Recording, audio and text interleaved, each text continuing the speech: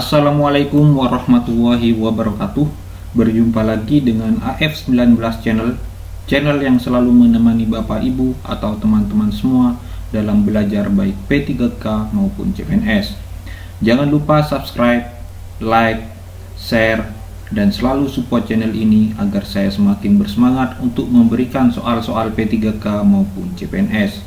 Jika Bapak Ibu mau request, silahkan tulis di kolom komentar. Nanti akan saya buatkan dan akan saya bahas di channel ini.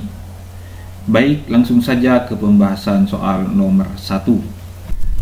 Salah satu contoh perwujudan nilai-nilai Pancasila dalam sila keempat adalah A. Saling menghormati kebebasan menjalankan ibadah sesuai dengan agama dan kepercayaannya. B. Mengutamakan musyawarah dalam mengambil keputusan untuk kepentingan bersama.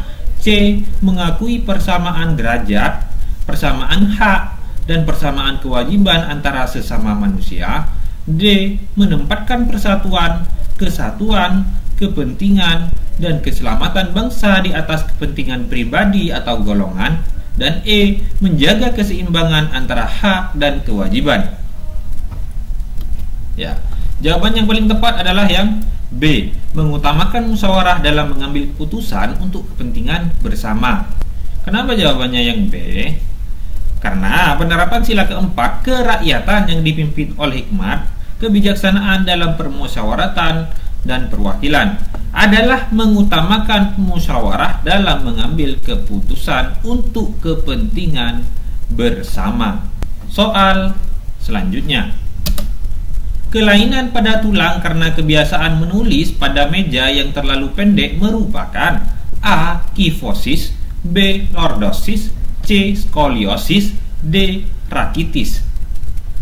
Ya, jawaban yang paling tepat adalah yang A. Kifosis. Kita masuk ke pembahasan. Jadi menulis di meja yang terlalu pendek membuat tubuh membungkuk atau tulang belakang membengkok ke belakang atau yang disebut dengan kifosis. Nah, sedangkan lordosis, tulang belakang membengkok ke depan. Skoliosis, tulang belakang membengkok ke samping. Rakitis, kaki berbentuk X atau O karena kekurangan vitamin D. Jadi jawaban yang paling tepat adalah yang A, kifosis. Nah, di sini.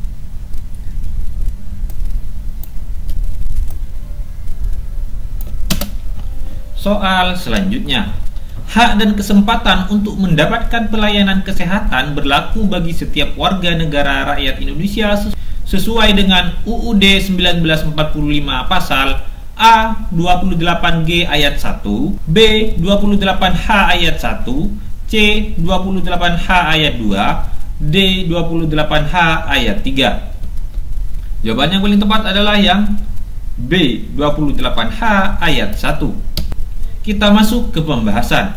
Jadi hak dan kesempatan untuk mendapatkan pelayanan kesehatan sesuai pasal 28H ayat 1 yang berbunyi setiap orang berhak hidup sejahtera lahir dan batin, bertempat tinggal dan mendapatkan lingkungan hidup yang baik dan sehat serta berhak memperoleh pelayanan kesehatan.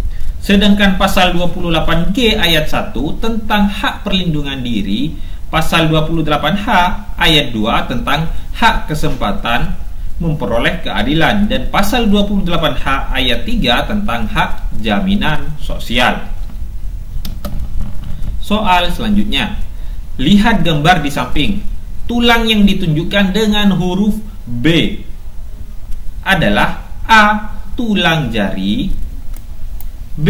Tulang hasta, C. Tulang ibu jari, D. Tulang pergelangan tangan. Nah, tulang yang menunjukkan di huruf B ini adalah tulang pergelangan tangan. Nah, sudah jelas ya di sini ini adalah tulang pergelangan tangan. Jadi jawaban yang paling tepat adalah yang D. Soal selanjutnya. Lihat gambar tulang tengkorak di samping ini. Yang ditunjukkan dengan angka 2 adalah tulang. Nah, ini angka 2. A. Tulang rahang atas, B. Tulang ubun-ubun, C. Tulang dahi, D. Tulang pelipis. Ya, jawaban yang paling tepat adalah yang D. Tulang pelipis. Jadi tulang temporal atau tulang pelipis terletak di bawah setiap tulang parietal. Jadi tulang ini merupakan sepasang tulang yang berbentuk tidak beraturan dan mengelilingi bagian tengah dan dalam telinga. Jadi bagian bawahnya terhubung dengan tulang rahang yang membantu mulut terbuka dan tertutup. Soal selanjutnya, perhatikan pernyataan berikut. 1. Membantu korban tanah longsor dengan memberikan bantuan makanan. Yang kedua, selalu mengutamakan kepentingan umum dibanding kepentingan pribadi. Dan yang ketiga, tidak membeda-bedakan teman yang berbeda suku, agama, ras, maupun antar golongan. Dan yang keempat, dikeluarkannya Kartu Indonesia Pintar untuk masyarakat ekonomi menengah ke bawah untuk berpendidikan. Nah, berdasarkan data di atas yang merupakan perwujudan dari nilai Pancasila sila kedua, merupakan A1 dan 2, B1 dan 3, C2 dan 3, dan D3 dan 4. Jawaban yang paling tepat adalah yang B. Kenapa yang B? Nah, mari kita bahas. Contoh pengamalan sila kedua di lingkungan masyarakat. Yang pertama, menghormati hak-hak dan kewajiban yang dimiliki masing-masing orang sehingga tidak terjadi pelanggaran HAM. Dan yang kedua, mengakui persamaan derajat hak dan kewajiban asasi setiap manusia. Dan yang ketiga, tidak membeda-bedakan suku, ras, bangsa, dan agama. Dan yang keempat, mengembangkan sikap peduli dan tolong-menolong terhadap setiap orang. Jadi yang termasuk sila kedua yaitu nomor 1 dan nomor 3. Tidak membeda-bedakan teman yang berbeda suku, agama, ras maupun antar golongan. Soal selanjutnya. Cincin yang dimiliki Saturnus terdiri dari A. Debu halus, kerikil, dan butiran es. B. Besi, perak, dan emas. Dan C. Es, debu kasar, dan aluminium. Dan D. Gas, perak, dan kerikil. Ya, jawaban yang paling tepat adalah yang A. Debu halus, kerikil, dan butiran es.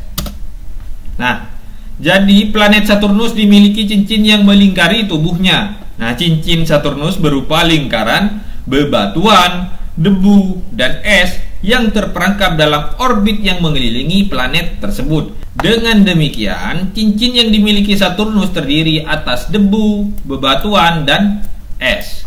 Jadi jawaban yang paling tepat adalah yang A. Debu halus, kerikil, dan butiran es. Soal selanjutnya. Contoh pemanfaatan perubahan wujud benda dari padat menjadi cair terjadi pada A. Mentega dipanaskan di penggorengan, B. Air dimasukkan ke dalam freezer, C. Kamper diletakkan di dalam lemari, dan D. Air dipanaskan terus-menerus. Ya, jawaban yang paling tepat adalah yang A. Mentega dipanaskan di penggorengan. Jadi kenapa bukan yang B? Karena yang B merupakan perwujudan benda dari cair ke padat, dan sedangkan yang C dari padat ke uap. Sedangkan yang D dari cair ke uap. Jadi yang paling tepat adalah yang A. Mentega dipanaskan di penggorengan. Soal selanjutnya. Peleburan perak merupakan salah satu contoh pemanfaatan perubahan wujud benda dari A. Cair menjadi gas, B. Cair menjadi padat, C. Padat menjadi cair, D. Padat menjadi gas. Jawaban yang paling tepat adalah yang C. Padat menjadi cair. Nah, jadi pada proses peleburan perak terjadi perubahan wujud dari zat padat menjadi cair.